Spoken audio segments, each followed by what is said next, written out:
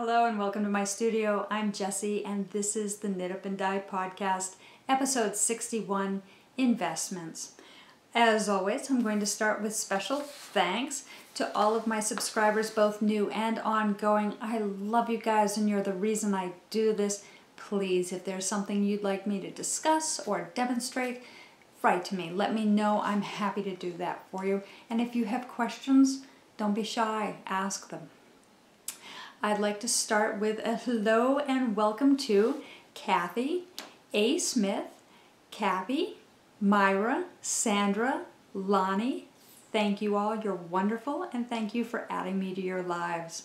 Special thanks as always goes out to Tiffany, Cappy, Carol, Kath, Jen, Lamore, Vashon, Marie, Linda, Bex, Wheezy, Cindy, Christy, Neetsy, Charlotte, Chris, Roseanne, Linda, Marie, Leanne, Eve, Linda, I have a lot of Lindas, David, Donna, Betty Ann, Scott and John, Carolyn, Kate, Terry, Nancy, and Rachel.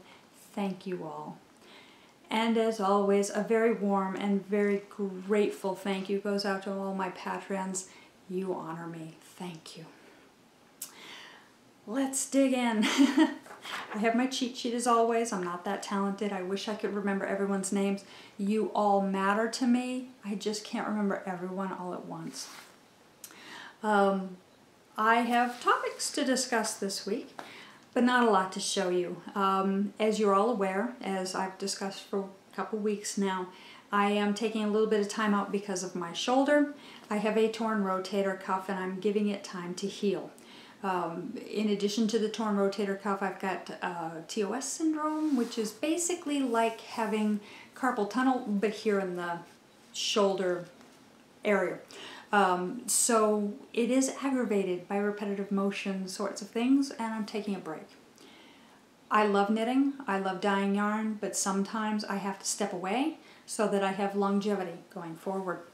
And this is one of those times. So, what have I been doing?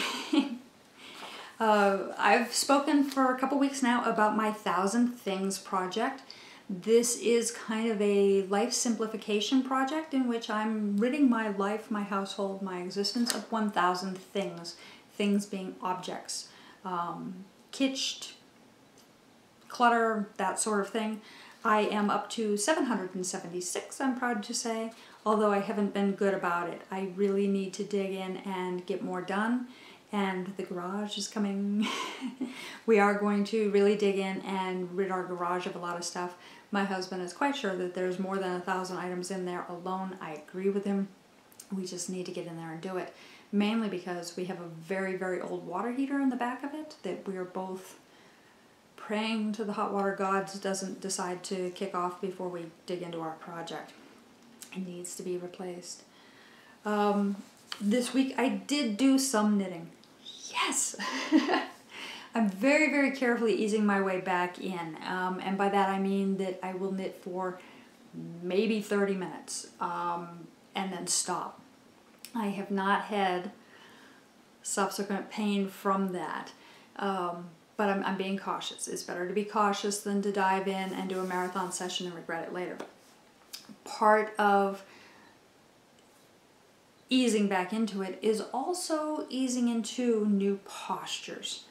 I have some bad habits. To be perfectly honest, I'm lazy as melted cheese and I know it. I have rolled my shoulders in, I hunch, I let my neck come out of the front of my chest, and I need to roll my shoulders back. I need to pull my chin back a little bit and get rid of that computer posture that we all get when we stare at the monitor all day long. It's very easy with anything close, cell phones, monitors, knitting, to achieve this horrible posture, and I need to come out of it. I need a dancer's posture, which the dancing dye monkey should remind me of and help me do. To that end, I have a new acquisition where I am specifically targeting my posture, not only through my physical therapy, but through my fancy dancy new book, Knitting Comfortably, The Ergonomics of Handknitting by Carson Demers. This I achieved online. I got this online, and it is not a light volume. It is a very large textbook. This legitimately is a textbook, but not dry. Here comes the review. It is not dry. It is actually a very useful textbook that speaks very openly about knitting and the hazards of knitting, and really dives into knitting. It's very knitting targeted, where Carson, who is a physical therapist himself, specializing in ergonomics, is targeting one of his own lifelong joys. He's a knitter, and he is looking at our posture and our habits and the tensions and the time that we put into this, and really helping us look at the big picture of what this does to our bodies. I am not very far in, as you can tell by my bookmark. I am all the way up to page 22. However, I did a good, strong gloss through this, and I am already employing a number of the postures in this through my physical therapy. There are some great exercises in here.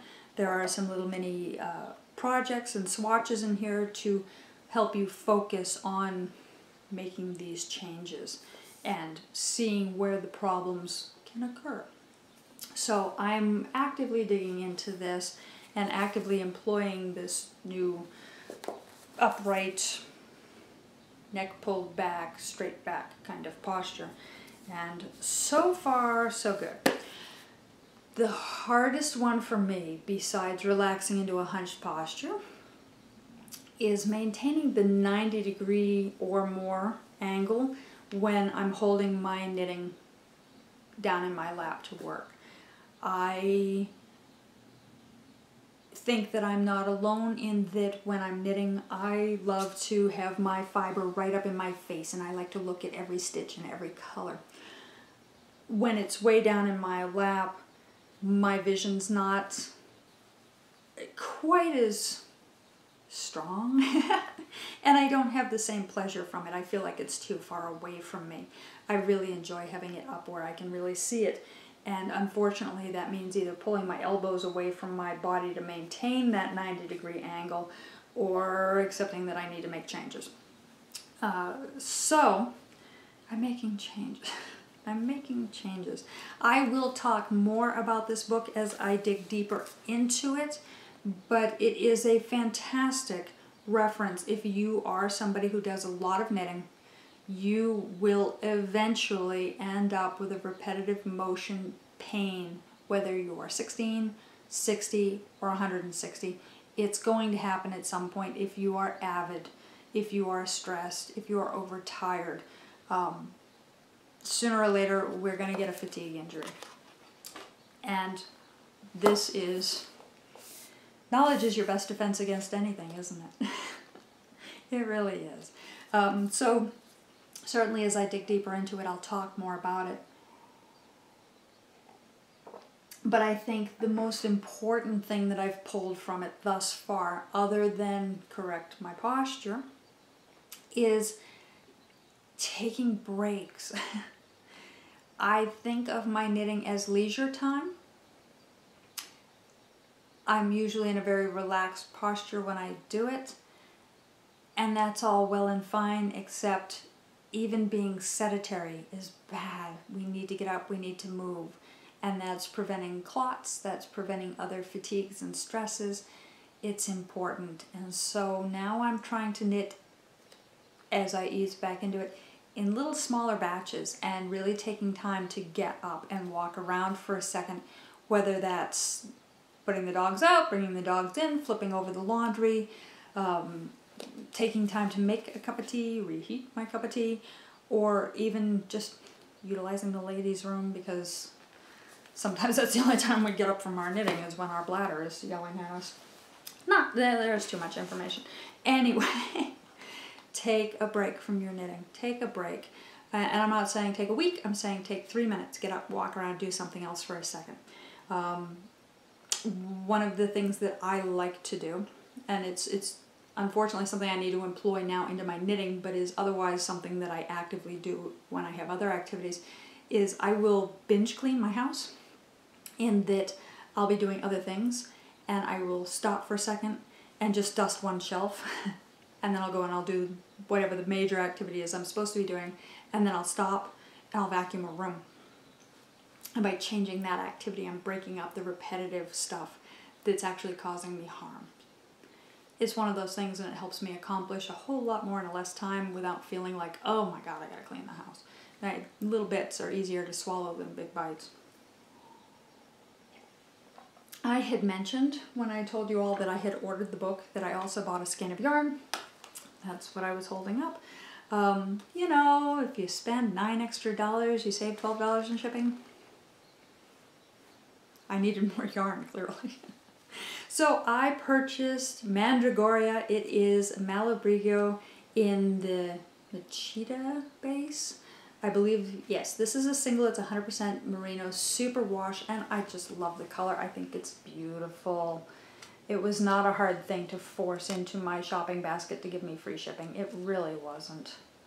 I love it. It was on sale. It's beautiful. What am I going to do with it? I don't know. But it's lovely, and I own it. So yay. Yay. Like I said, I did do a little bit of knitting. I waited until Thursday or Friday, and I knit maybe in 20-minute blocks. And I did work on my Coexist socks again. I had gotten the whole leg done last I talked to you guys before the big stall, and I have completed my heel flap. It's so pretty. I have turned my heel, and I am working on the gusset now. Yay, progress. I'm working on my sock. I have so much joy from this. I'm a little, well, I'm divided. I'm so glad to finally give myself permission to do this again. I'm so glad to actually knit again, to feel like I'm making progress on really just parked projects. I have guilt when projects are just stalled. But at the same time, because I'm changing my body posture and because I'm doing it in small batches, I don't have that fulfilling joy that you get out of sitting down and eating the whole cake guiltlessly. I'm instead nibbling politely with the little dessert fork, and I want to shove the whole thing in my mouth.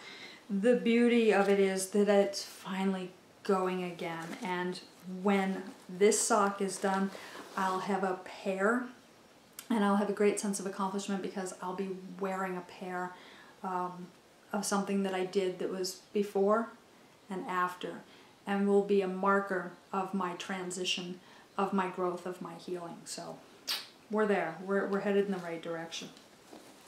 Sometimes these things matter. They matter to me. I'm very, what's the word I'm looking for? Mindful. I'm very mindful of these things. They're important in my life, and so I choose to observe them. I am so sorry. We have mad weather happening here. I'm actually recording a little bit later in the day than I had intended. The weather today warned us that it was going to be rainy and windy. We have about 53 degrees. We have an incredible windstorm gusting up to 65 miles an hour. We had snow at 53 degrees a little bit earlier. Horrible, horrible dust storm is really what we're getting, and because of the dust storm, I am very dry and I'm coughing a lot and I'm drinking a lot of water to try and get through this, because this is important to me. I want to do this. I did skip last week. I was tired and I was overwhelmed with my life, and I had so many other things to do. I did not have time to sit down and dedicate myself to this the way I wanted to, and so I chose to wait and provide you with a hopefully much better, more content-rich episode this time. So forgive me, please. So back to my checklist. Let's see how far off the rails I went. I'm back. I'm mostly back. I do, as always, wish to extend love out to my physical therapy brothers and sisters out there, whether it is your hip, your knee, your elbow, your wrist, your ankle, your thumb. Do your exercises And remember that the most important exercise is your attitude. If you go about it positively, you're going to heal faster. If you begrudge every last one of those exercises and bemoan it and avoid it, you'll regret it later. Smile and move, folks. Smile and move. And like I said, I worked on my coexist socks. Yay. Studio enhancements. Wow, I screwed around off the rails. Received my knitting comfortably. Received my yarn. Don't know what I'm going to do with the yarn. We'll get there. I wanted to thank all of you for your wonderful responses to my last episode. I had wonderful suggestions. I had called out asking for suggestions for a gift for a man, and really got some considerate, interesting, thought-provoking responses, ideas that I'd never thought of. A couple of ideas that had occurred to me, but I'd already ruled out. But thank you for responding to me. I appreciate it. I need to get back up to fighting speed before I can dig in and do this. That's okay. There's not really a timeline on this. I am down to the final toying between either doing a pillow, which I think would be very nice and would be small enough and concise enough that I have a object that I can work with, and could do really a beautiful design with, whether I chose to do a very classic kind of errand sort of work, or whether I chose to do one of these beautiful mandalas. Some of those are gorgeous. Heavy color work kind of thing. The other option is I'm thinking very much of a throw or a lap gown. And again, 100 million options there. My mind explodes for all the options I have and ideas that I have. I haven't decided yet. Let's see how I get back up to fighting speed here and go. Which leads me on to my next call for response, my call for feedback out to you guys. So I recently was contacted by a client through Etsy who was looking for blanks, like the sock blanks I create. However, she was looking for them in heavier weights, like in a DK or a worsted weight. This is not a base that's readily available at this time. However, with the use of knitting machines, it is an option. It is something that could be created. There would be a premium for the time it takes to create a worsted blank or a DK blank. But before I make that kind of an investment, I want to be sure that this is a viable market.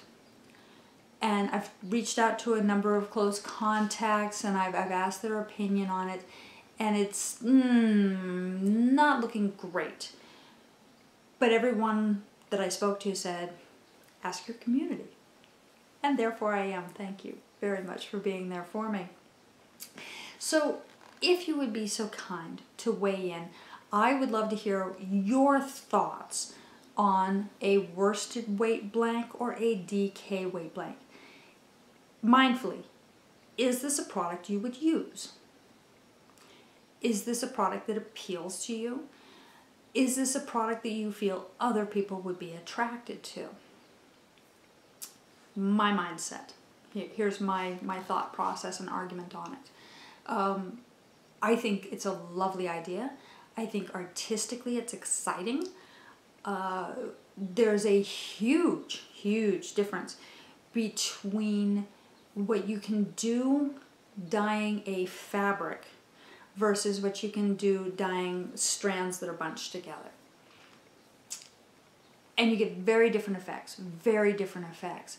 When I dye a blank, from beginning to end of that, it's not going to be the same. There's going to be different emphases in different parts of the overall skein. It may gradient, it may repeat, it may change wholly from one thing to another without gradient. It may have speckles and jagged bits. It may be smooth and blendfully beautiful and tell a story. However, when you dye a skein, it's in a loop and there's a repetition automatically built into it. And in that repetition, you get a continuity. start to finish. When you're choosing projects at the DK or worsted weight, those projects, those products generally have a more contiguous color scheme, or they have distinct striping or color regions. With a blank, you can offer that, but where's the fun in that? It's a blank. Let's have fun. Let's explode. Let's make that a piece of art. With a skein, it's really easy to offer that and get beautiful, beautiful, wonderful results. They are wholly different products. A hat out of a blank could be great fun. A sweater out of several blanks could be fun, could be disastrous, could be wild, or could be a hot mess. It's really about the type of project, the selection of blanks. There's that consideration, and that's an important consideration. So that's where I'm kind of hung up, is there enough interest in making wild hats and cowls and smaller single skein type projects that an art skein, a blank in the heavier weights, would be a market, would be of interest, or is it not really a viable project? I look at blanks very much as canvases, as art, and every piece is unique. Even if I tried to really copy blank for blank, I'm not going to get it to copy. It's not going to happen. And very much so also with skeins. I can get a lot closer with, say, pot mates of skeins of yarn, or if I was just doing immersion dyeing of the blanks. But again, what's the fun in that? If you're going to dye a blank, airbrush and speckles and fun, do it all. So that's my mindset. That's my consideration, is this viable?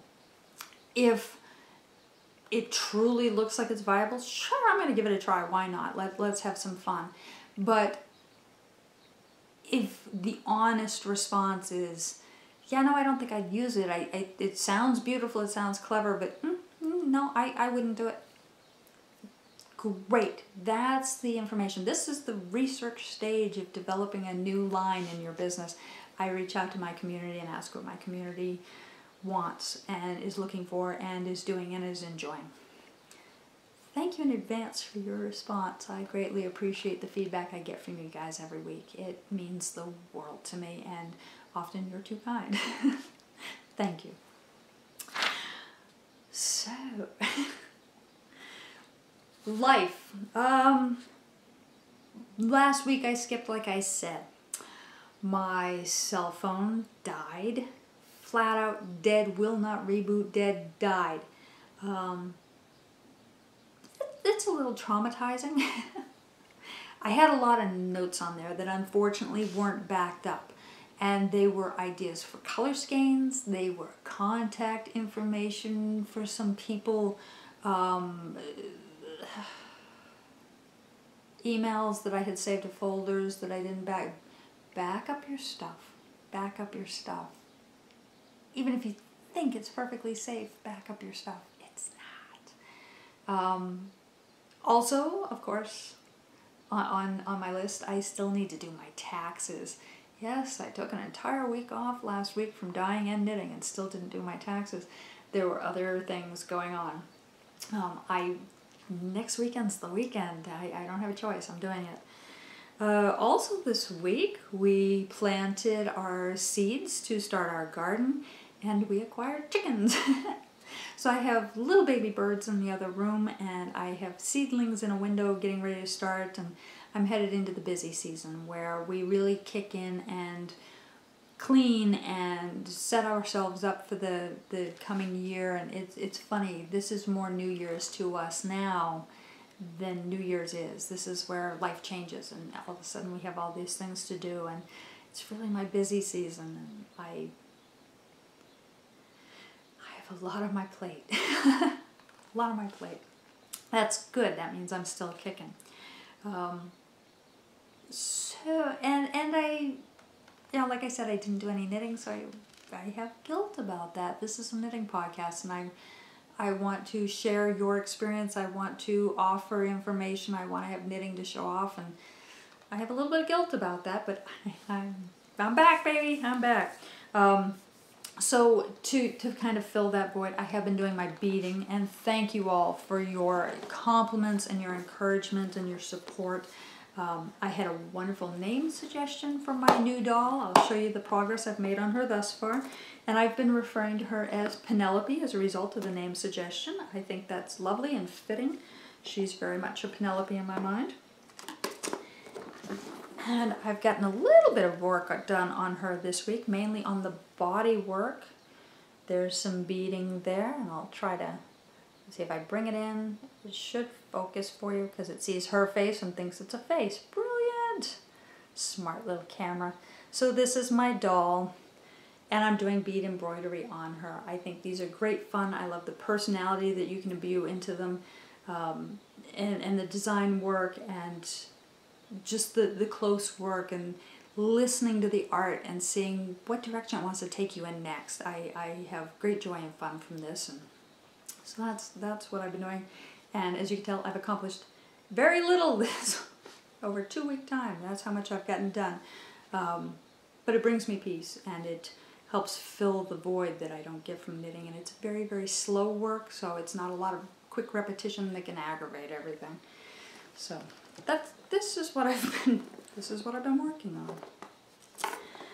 Oh goodness. So let's dig into some actual knit talk.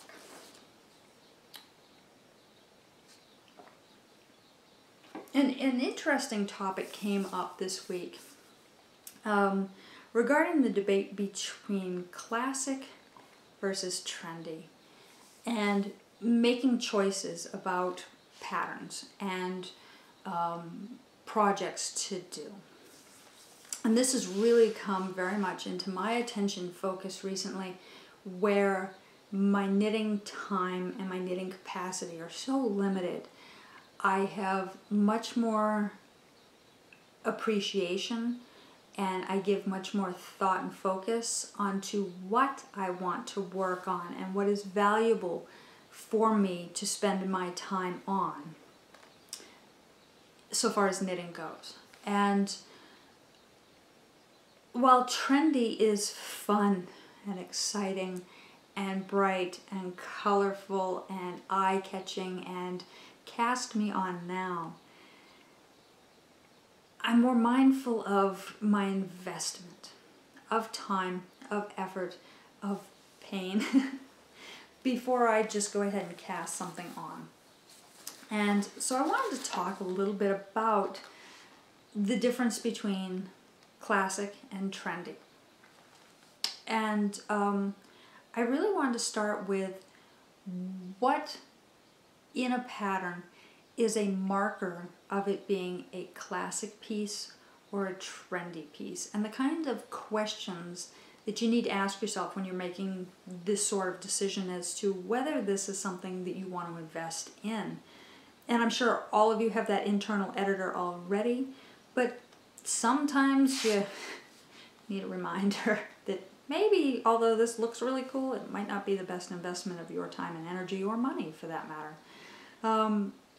So one of the things that I look at when I'm looking for markers of trendiness is embellishments. Pom-poms, tassels, fringe. This sort of thing is kind of an add-on embellishment, and they have a tendency to come and go with fashion, and that's a marker of trend. If it's something that is there all the time, then it's more classic, and it's more of a less time fashion than a classic fashion. Classic is enduring. Trendy is now.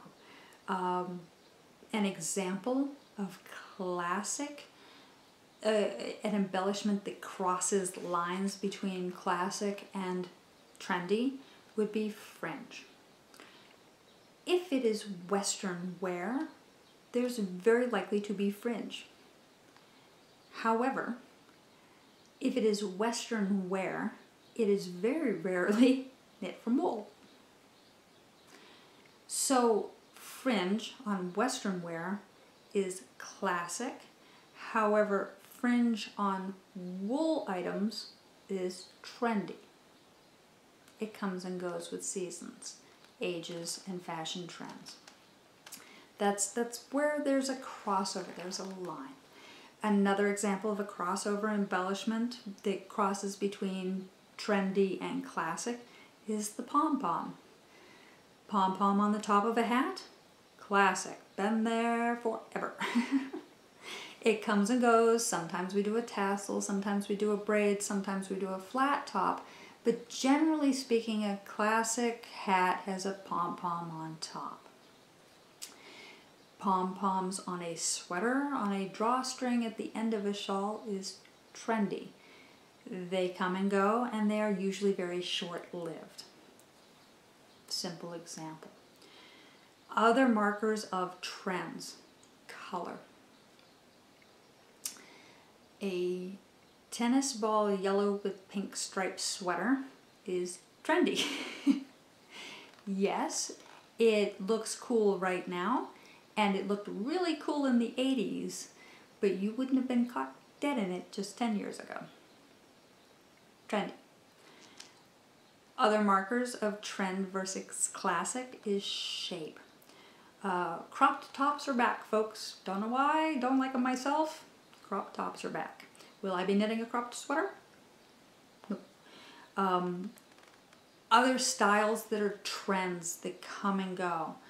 Off the shoulder, bat wing, cropped like I said, and shoulder pads. Remember the shoulder pads? Do you remember the huge, big sweaters? V-neck lengths and depths are also trend-based. Look at your body shape. Choose a classic look that works for your body shape that is attractive yesterday, today, and tomorrow.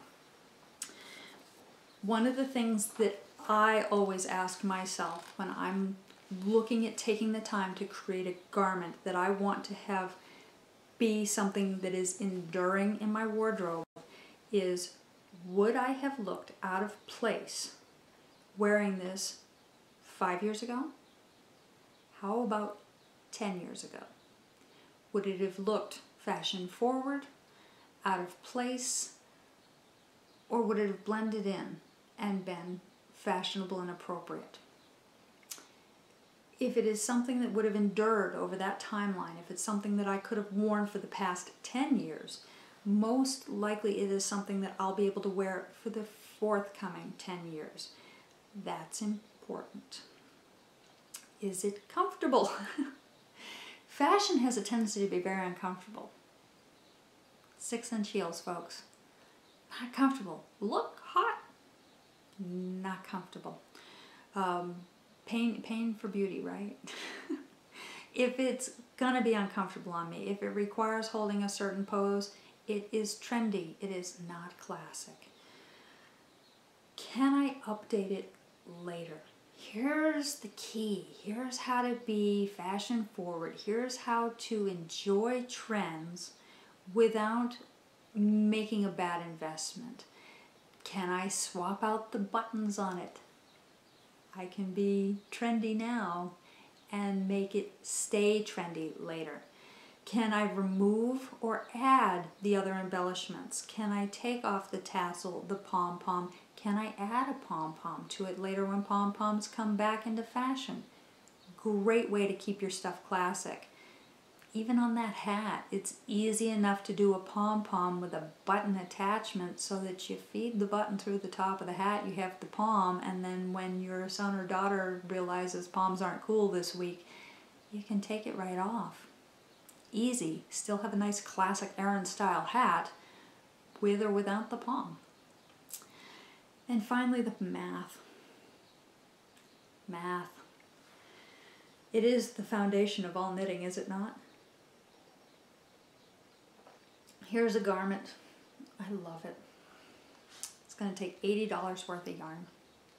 Okay, love the yarn, happy with it. Blindly invest that. I can drop 80 bucks on yarn without even blinking. $80 for my electric bill, I get really fussy about. And oddly enough, that keeps the water hot and the lights on. But $80 on yarn, here, take my money. It's going to take me 80 hours to knit it. Let's just say that we're going to pay you that 80 hours. Let's say we take a discount off of your hourly fee for the pleasure you're going to have in actually knitting it. And let's say that it's going to be worth $10 an hour of your time. 80 hours, $10 an hour, $800, plus $80 in a yarn investment. $880 for that cute little sweater. My wedding dress didn't cost that much. I wore it once. Am I willing to put 80 hours and $80 worth of yarn into a sweater that I treat like a wedding dress that I wear once? No. Trend versus classic. If it's a classic piece, if it is a piece that I'm going to wear for 10 years and I am going to love and I'm going to look fantastic in, $880 value, $880 investment in that piece, hell yeah. Hell yeah. Absolutely. And I'm going to get every dime's worth of enjoyment out of it. If it is tennis ball yellow with pink stripes, burn that thing. It's not going to last. It's not going to last. I need to wear it enough times to justify the wedding dress value out of it and its worth. And I want it to be worth that much to me. I think that's important. I think that's a smart investment. Invest in classic pieces that are going to last you and be meaningful and enjoyable versus the trendy piece that ends up being that thing on your shelf that you avoid, that you thought you were going to love, that isn't fashionable anymore, or looks ridiculous, or wasn't fun to make, or whatever other reason. Trends come and go, and we do it with our knitting just as fast as our kids do it with the latest music and the new pair of $90 jeans that look like they went through the shredder already, and I can't believe that fashion's back in, and worse, I can't believe that I wanted those jeans when I was that age. Classic versus trendy, and I am so grateful, thank you Mom, for teaching me the difference, and teaching me the difference early on. And if you have young knitters, teach them now so that when they create a garment today, they will have that garment or an appreciation for that garment 15, 20, 30 years from now. If I can find it, I will insert it. I have the memory of a photo, and I'm sure it's somewhere. If I can find it, I will insert it.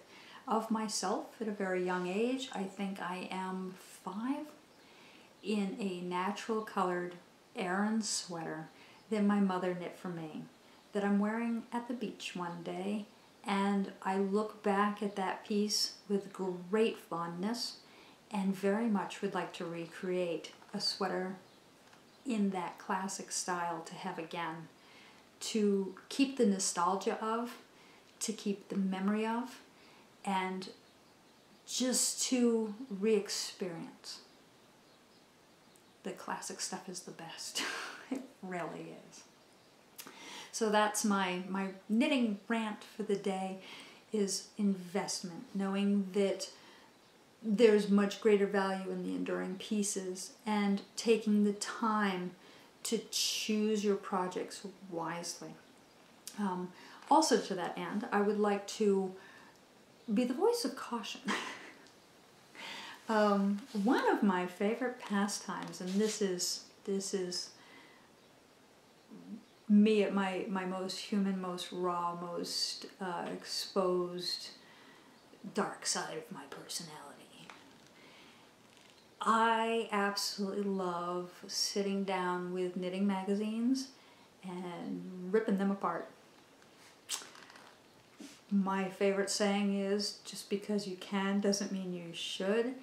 And I think if you're honest with yourself and you sit down with a knitting magazine and you start flipping through it, you will find at least one pattern published in every knitting magazine that is an example of, just because you can make this doesn't mean you should, nor should you wear it. But as a voice of caution, that's the dark side of my personality. I shred knitting magazines. As an air of caution, though, what you see in knitting publications is the sample garment with its best foot forward, always. It was not knit to the dimensions of the model.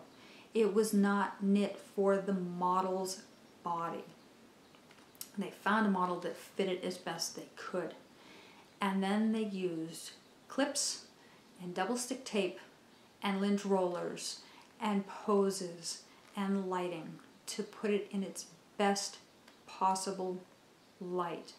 And if you really take the time to compare what you see in the photo against the schematic and your own measurements, you will be able to see where the clips and double stick tape lie.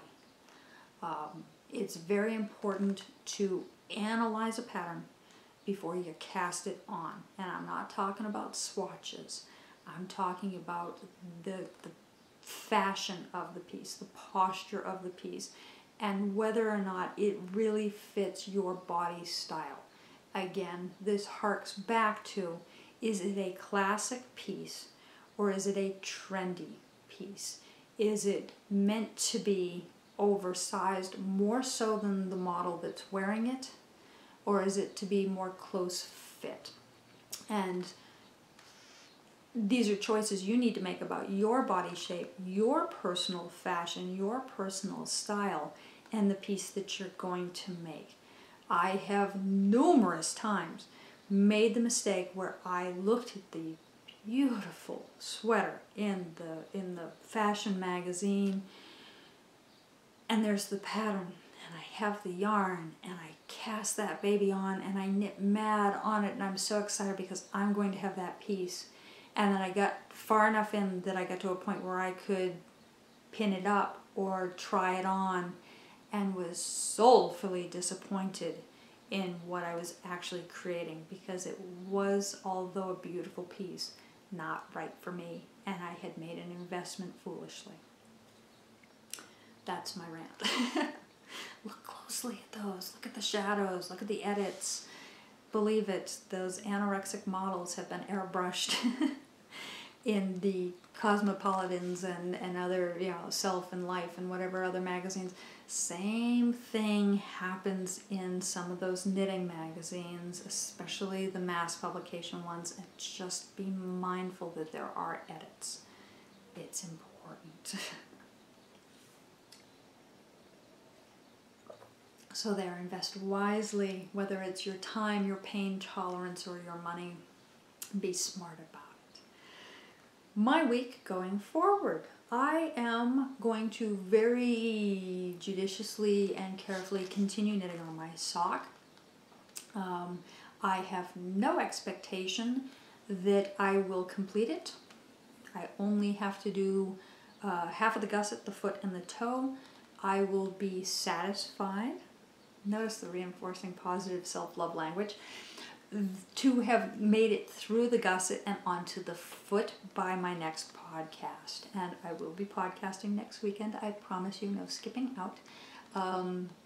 I will be very happy to have done that. I also took last weekend and this weekend off from the dyeing. With the weather pitching in temperature, high, cold, I found that I have a brand new, freshly installed barometer, and with the barometric changes, I am experiencing a lot of pain. And although I'm healing and I'm doing much better, every time a low pressure system comes through, I really just don't have the option of pushing any further than I do. So 2 weeks off from the kitchen, in which I have low pressure systems coming in outside and I have hot steaming boiling water inside. It was just too much. It was pushing my tolerances, and 2 weeks off really has helped, honestly. My physical therapist, thank you Tammy, has been very proud of my progress and has been very encouraging as to the direction I'm heading in. It's really about getting through some icky weather and more self-love. Oh, it's a hard pill to swallow. Why is it so easy to take care of other people and so hard to take care of ourselves? So hard. With regards to activities going forward, I do still need to release a pattern. I do still have packages I need to ship out. Much love and gratitude goes out to my Patreons. Thank you for patroning me. If you don't know about my Patreon page, please have a visit. Consider offering your support. Thank you if you do. Thank you if you don't. I understand. I appreciate you either way. There are benefits at every level if you do choose to take advantage, and the chances are very high in the drawing levels that you will be a winner. As Betty Ann can attest, she's taken the prize twice. I love you, Betty Ann. Next drawing is April 7th. The subscription level prizes for this month did go out. Thank you.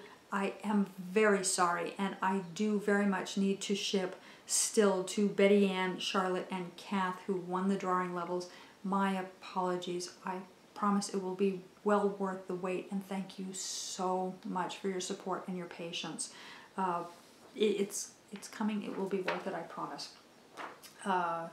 Unfortunately, I'm right-handed. And I'm actually even avoiding driving because the act of holding my arm up on the steering wheel and driving safely is painful, and I'm not doing that either. So the trip to the post office, if it wasn't already in the car on my way out, it didn't make it, and I didn't make a special trip, and I'm sorry. But I'm thinking very much about future activities, and of course the whole reason that I'm doing, the whole reason that I'm doing the Patreon program is to get the funding and the backing to be able to offer full-length classes. I'm very excited about that. I very much want to do that. I'm in hard consideration as to the format and layout and topic and project and what all that's going to entail, and I'm very excited about it. But also I want to offer other things both to my patrons and to my podcast family. And one of the things that I've been toying with in my mind is perhaps doing a design along. It seems like that would be great fun.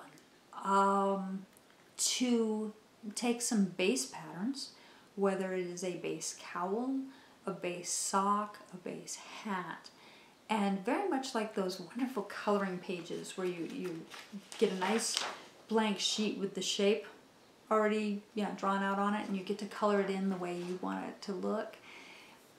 I would very much like to employ having everybody give their own take on a hat and try their hand at designing something. I'm not quite sure how this would work out, how I would deploy this kind of a project, or whether there'd be interest in it. I'd kind of like to think you'd all like to give it a try. But certainly we have the platform with Ravelry where we could show off our sketches and our design ideas, and ultimately through shared cooperative work where we give each other feedback and even maybe test knit, you may find that you're a designer yourself and you have a Ravelry worthy pattern that you could release. That's kind of exciting, isn't it? So the idea of a design along, I'm kind of lobbing that out there, and I'm wondering, what do you think?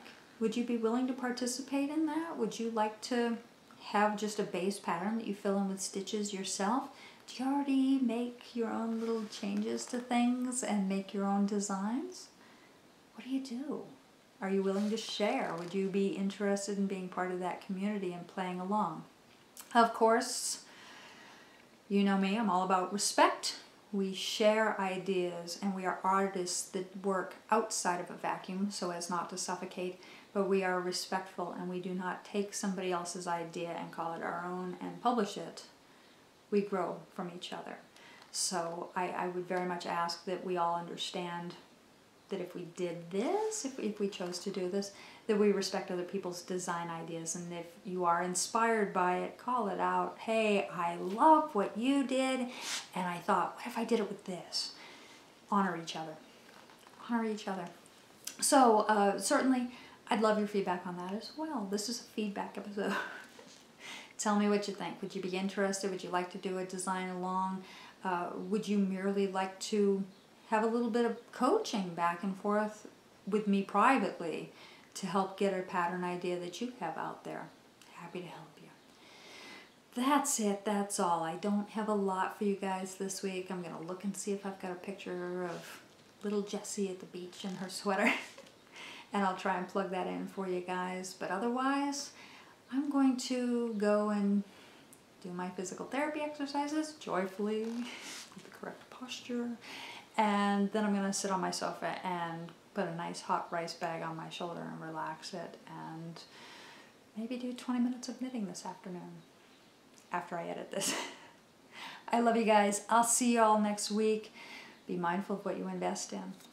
Bye.